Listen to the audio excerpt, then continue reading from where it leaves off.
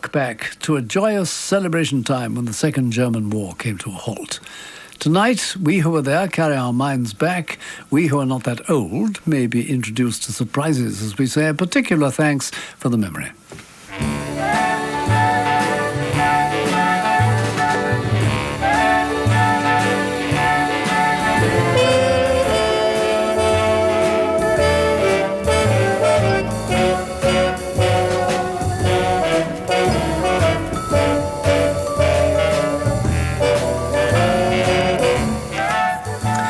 Hello again from the square chair of the Monday Club. May the 8th, 1945 was VE Day, Victory in Europe. We had to celebrate after more than 4.5 years of pent-up feelings. But how could we forget that far away to the east, some of us, my brother Frank included, were still battling against the Japanese. Just as Hitler had invaded Poland without a declaration of war, Japan neglected to inform America that they would attack Pearl Harbor on that sleepy Sunday afternoon. We hark back more than half a century, good heavens, for a moment, to another Sunday morning. At 10:25 a.m., I strolled down from my wee bachelor flat in Hallam Street, scene of much young revelry over a year or so, but no more of that, to Broadcasting House, barely 4 minutes away, as Stuart Hibbert flew, metaphorically. Two friends, whose names escape me, perhaps the later occasion drove them out of mind, and I presented ourselves at reception. We had come to read some poetry. I was one of the ostrich-minded who thought there'd be no war. There couldn't be. I was doing too well professionally. It would interfere. The lady at reception said there'd be no poetry. The Prime Minister was going to speak to the nation at 11. I didn't exactly say what about, but I wasn't unduly apprehensive. Hitler wouldn't dare. He'd given Chamberlain this bit of paper.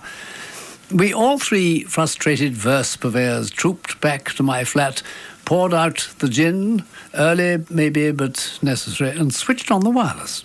I am speaking to you from the Cabinet Room at 10 Downing Street. This morning, the British ambassador in Berlin handed the German government a final note stating that unless we heard from them by 11 o'clock, that they were prepared at once to withdraw their troops from Poland, a state of war would exist between us. I have to tell you now that no such undertaking has been received, and that consequently this country is at war with Germany. Then Lionel Marson came on and gave us the odd instruction. In the light of later vernacular, some of it very odd. Keep off the streets as much as possible. To expose yourself unnecessarily adds to your danger. We decided not to do that. We didn't think it really came under the heading of necessary. The day war broke out became a familiar phrase when uttered by a familiar figure. He became ever more familiar and loved as the war went its weary way. I'm on munitions. I called around at the factory and I saw the foreman. Oh, one of the nicest little fellas you could wish to meet in a day's... Oh, he did make a fuss of me. He said, have you had your dinner? I said, no. He said, we have. Then he said, have you brought your cards with you? I said, aye, but I'm too short. He said, too short? Which two? I said, the ace of spades and the two of clubs. I can't find... He said, I'm not talking about playing cards. We provide them. Then he said, you're a bit late turning up, aren't you? He said, the war's been on 4 years. I said, aye, so a fellow was just telling me outside as I came. He said, where do you think we'd all be if we were all like you? I said, well, I'm very fond of Blackpool myself, but it's not everybody's meat. He said, you can start right away. I said, start right, what at? He said, what at? Work. What do you think? I said, what do I think? He said, yeah. I said, I wouldn't get the job if I told you. He said, I might have to put you in the women's section, but you seem a bit too old for that. I said, oh, I don't know. What do you work at yourself? I said. He said, me? He said, I don't work. I'm the foreman. I said, well, anything like that'll suit me. I'm not particular. He said, before you can be a foreman, you've got to have brains. I said, before? He said, yes. I said, like it doesn't matter afterwards. He said, you've got to start on the bottom rung of the ladder and work your way up. He said, no. Well, he said, all right, you can start tomorrow morning. So I went home and I told the missus. Well, I didn't tell her right away because she hasn't been too well lately. But anyhow, when she came to, she said, and you're going to start work? I said, yes. She said, oh, if my poor mother could only have lived to see this day. She said, what have you got to do? I said, I've got to make tanks. She said, you have? I said, yes. She said, how many? I said, oh, I don't know. It all depends how many they want. I don't know. She said, well, don't you know how many they do want? I said, oh, thousands. She said, thousands? I said, yes. She said, well, what time are you going to get home to your tea? Rob Wilson, one of many entertainers who made war worthwhile. Shaving mirrors recalling wartime are coming off the assembly line like the weaponry of the day. One such, with accompanying cassette, issued by Conifer, is called The Songs and Music That Helped to Win the War. In answer to more kind inquiries than would serve to hold up the meeting, I mentioned that this CD cum cassette contains the first recording of this old song.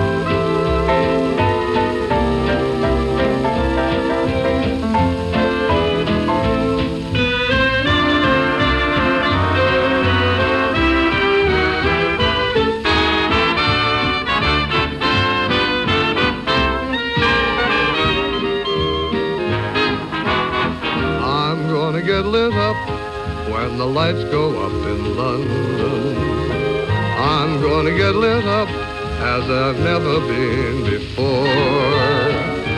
You will find me on the tiles, you will find me wreathed in smiles. I'm gonna get so lit up I'll be visible for miles. The city will sit up when the lights go up in London. We'll all be lit up as the Strand was, only more, much more. And before the party's played out, they will fetch the fire brigade out to the littest, uppest scene you ever saw.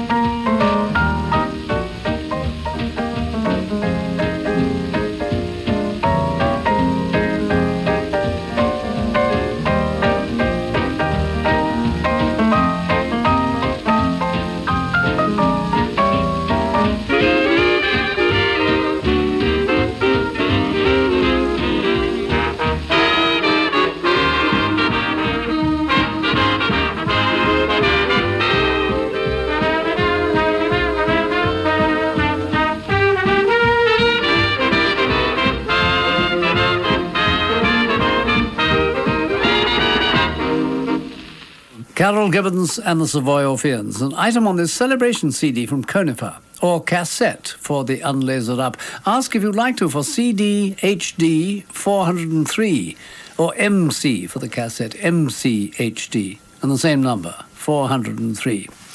I should, in fairness, mention that that version has also become available on a Living Era CD numbered AJA 5163, which also contains bits and pieces of speeches, including Chamberlain's declaration of war and classic words from Mr. Churchill. Pearl Harbor brought the Americans into the war after more than 2 years. Thank God they're in, said Mr. Churchill when he heard the news in the middle of lunch in December 1941. For the past 15 months, we've been fighting alone against the massed Axis forces, and we were more than a little threadbare, except in spirit. Frank Lesser wrote lyrics Classic ones like Small Fry, Two Sleepy People, The Lady's in Love with You. His collaborators included Hoagie Carmichael, Julie Stein, Burton Lane, Jimmy McHugh. Lesser was drafted to the Aleutians, where there was no one around to set his words to music. He did it himself. Needs must when Tojo drives. It was Hirohito driving Tojo, actually, but you wouldn't get far accusing the Japanese emperor of devilry. He thought he was God. Lesser's first full composition swept the board. It was the answer to pacifism. Some still existed. Praise the Lord to pass the ammunition. Praise the Lord to pass the ammunition. Praise the Lord to pass the ammunition, and we'll all stay free. Praise the Lord and swing into position. Can't afford to be a politician. Praise the Lord, we're all between perdition and the deep blue sea. Yes, the sky's finally said it. You gotta give him credit for a son of a gunner was he. Shouting praise the Lord, we're on the mighty mission. All aboard, we ain't going fishing. Praise the Lord and pass the ammunition, and we'll all stay free.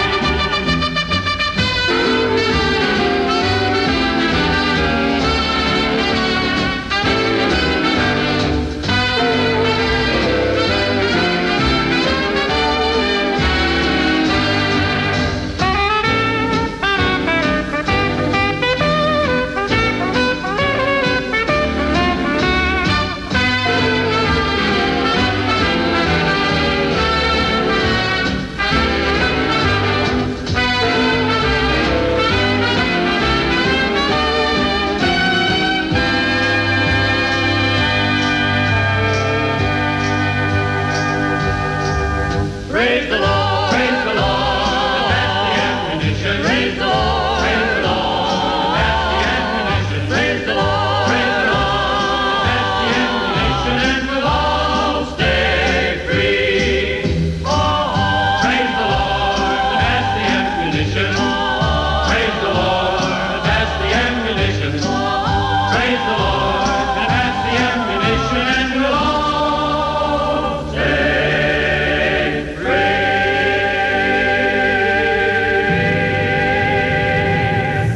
Kay Kaiser in the first full Frank Lesser composition. In September 1940, just as the Blitz really got underway, I was seconded from my regiment for work in London in the German service at Bush House. Towards the end of hostilities, I had a bit of spare time and was able to take part in the odd edition of a wireless review series called Cap and Bells. This next is a duet recorded on glass.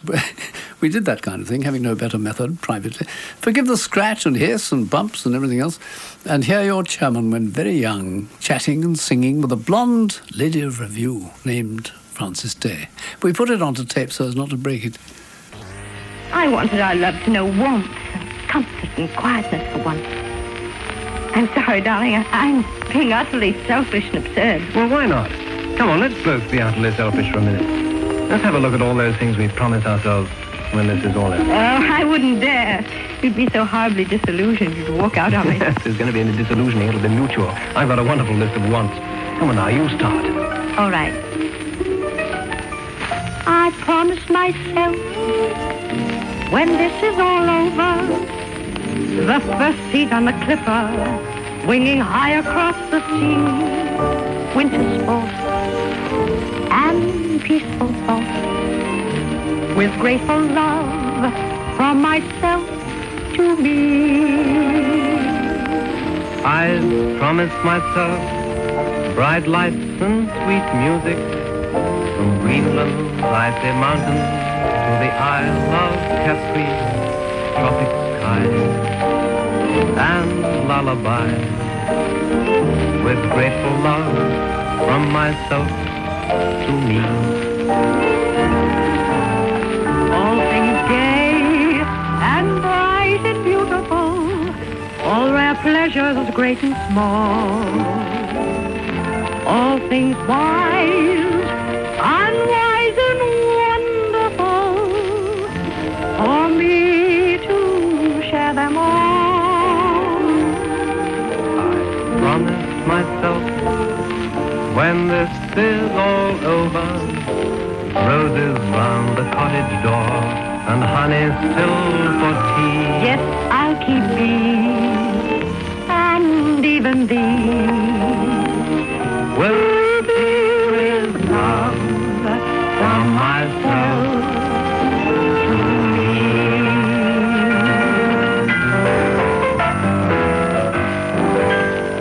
I've promised myself, when this is all over, to see another sunset die across the sands of thee, a sweet excess of happiness, with grateful love from myself to me. I promised myself a life of adventure, a corner seat, the last train south, a hat that's really me, breakfast in bed. And nothing said. With grateful love from myself to me. All things gay and bright and beautiful, all rare pleasures great and small, All things wise and wonderful, for me to share them all. I've promised myself, when this is all over, magic moonlight bathing in a phosphorescent sea. Daydreams come true, then home and you. With lifelong thanks from myself to me.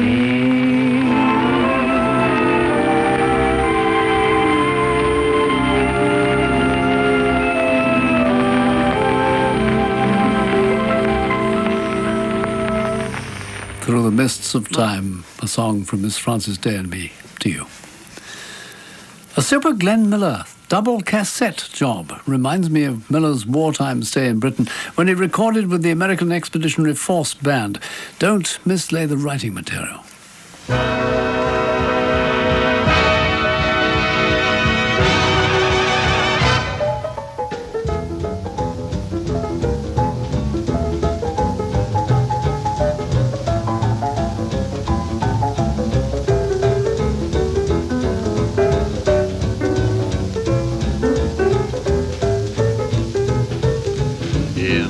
Honky-tonky village in Texas, there's a guy who plays the best piano by far. He can play piano any way you like it, but the kind he plays the best is A to the bar. When he jams, it's a ball. He's the daddy of them all. Oh, the people gather round when he gets on the stand. Then when he plays, he gets a hand. The rhythm he plays puts the cats in a trance. Nobody there bothers to dance. And when he jams the bass and guitar, they holler, beat me daddy, A to the bar. A plank, a plank, a plank, plank, plank, plank, plonking on the keys. A riff, a rap, a riff, rap, riff, rap, riffing out with ease. And when he jams with the bass and guitar, they holler, beat me daddy, A to the bar.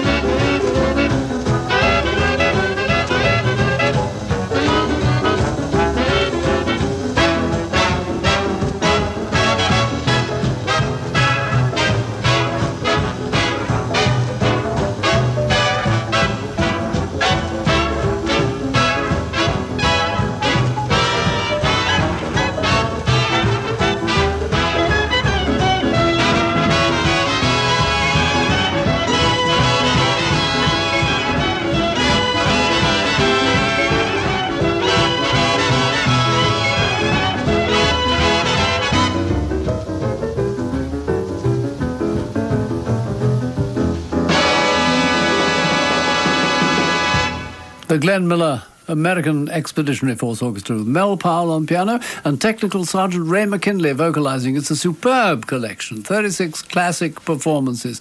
Ask if you'd care to for CDHD 401. Or if you prefer the cassette, it's the same number, 401. From that Living Era CD that I mentioned, here is what Mr. Churchill had to say on VE Day. This is your victory. Victory of the cause of freedom is every day.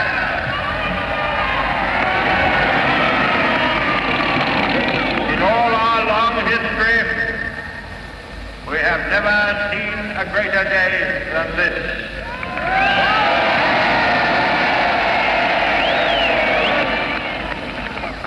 God bless you all.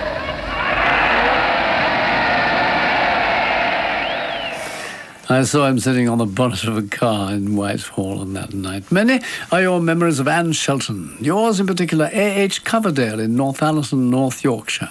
She recorded some words of music of mine with the Ambrose Orchestra, and Conifer have included it on their CD cassette. This is for you, John Christopher in Budley, Salterton, Devon, and for you too, Anthony Coombs in Cheam Village, Surrey. What an attractive card. Attractive village.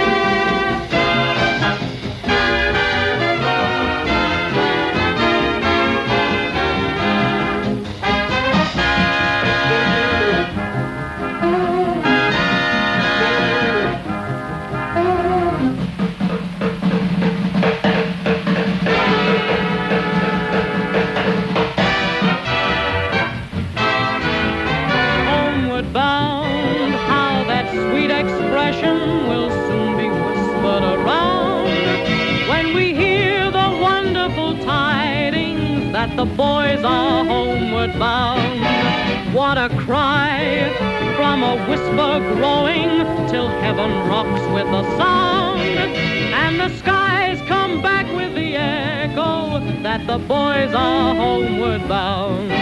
Then there'll be bells ringing and girls singing a welcome home to their men. As heart to heart calling, they start falling in love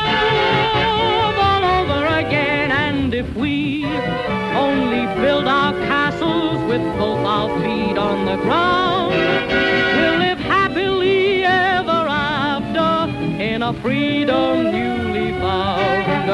Oh, the right side can't go wrong now. Get rehearsing with your song now, 'cause it won't be very long now before the boys are homeward bound.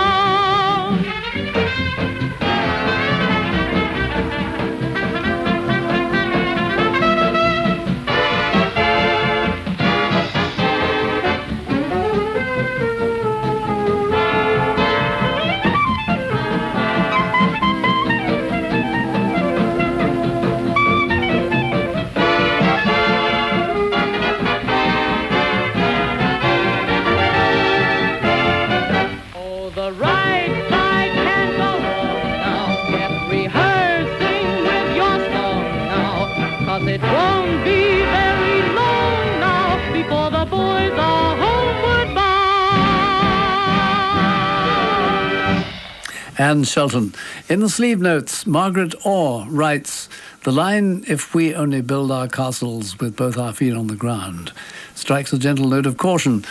I think at this distance in time, we might feel that we didn't do. We're only human, I'm afraid. So much for Wartime Reminiscence. No recalls on Monday next, but we shall meet again in a fortnight on this same wireless tour, and I look forward to having your company. My gratitude to Ned Shire, my producer. Any other business? No? Until the Monday Club reconvenes on May the 15th, then, this is Hubert Gregg saying, many are your warm memories of I'm Going to Get Lit Up. Stephen Barker in Southend-on-Sea. You ask about the line in the chorus I wrote for Sid Field. Through our gins and angosturas, we'll see little pale pink fioras Heidi-heiling from the circus to the Strand. It referred, in fact, to a strange wartime news item about a colonel who used to parade his troops and shout Heidi-hi, having ordered them to shout Ho-de-ho in reply. He was court-martialed for it. I don't think he should have been. He was merely a fan of Cab Calloway. The army could be very strict at times. From me for now, ho-de-ho, and au revoir. To you.